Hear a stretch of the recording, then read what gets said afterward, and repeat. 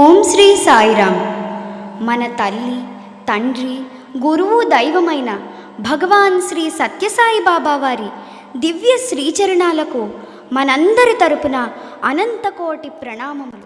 ప్రేమ స్వరూపులారా అంటూ ప్రేమతత్వము ప్రబోధించి మమత సమతను పొందుపరచి మానవత్వపు విలువ తెల్పిన ప్రేమమూర్తియే సాయిరాముడు.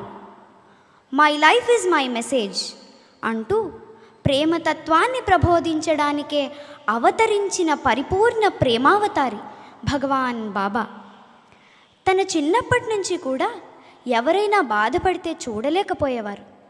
ఆకలితో ఎవరైనా ఉంటే తనకు పెట్టిన అన్నం కూడా వాళ్లకు ఇచ్చేసేవారు. పశువులను, పక్షులను కూడా ప్రేమించి ఆదరించేవారు. సృష్టిలో ప్రతి ప్రాణిపై స్వామి చూపే ప్రేమను చూసి అందరూ స్వామిని బ్రహ్మజ్ఞాని అని పిలిచేవారు. తన సహవిద్యార్థులు తనపై బురద జల్లి చొక్కా చించి అవమానించినా స్వామి వారిని ఏమీ అనలేదు. స్వామికి ప్రేమ తప్ప కోపం, ద్వేషం లేవు. ఒకసారి స్వామి బెంగుళూరు వెళ్ళినప్పుడు చెప్పులు కుట్టి జీవించే ఒక వ్యక్తి స్వామి దర్శనమిస్తున్న హాల్లోకి తొంగి చూశాడు. స్వామి సింహాసనంపై కూర్చుని ఉన్నారు. స్వామి అతని దగ్గరకు వెళ్ళి, నీకేం కావాలి అని అడిగారు. అతను వెంటనే, స్వామి ఒకసారి మా ఇంటికి రండి అని కోరాడు. స్వామి ప్రేమతో అతని వీపు తట్టి, అలాగే వస్తాను బంగారు అని చెప్పి లోపలికి వెళ్ళిపోయారు. స్వామికి తన ఇల్లు ఎక్కడుందో చెప్పలేదు కనుక స్వామి తన ఇంటికి వస్తారని ఊహించలేదు.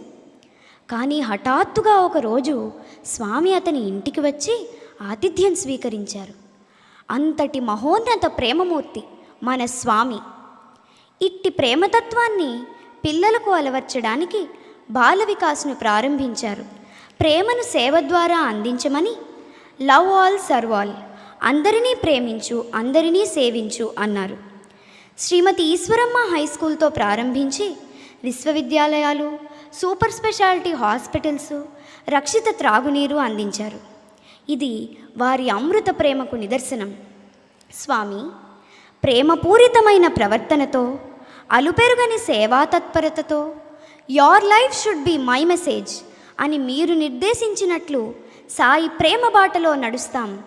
ప్రేమ స్వరూపులారా, అన్న మీ పిలుపుకు అర్హత సంపాదించుకుంటాం. ఆశీర్వదించండి. జై సాయిరామ్.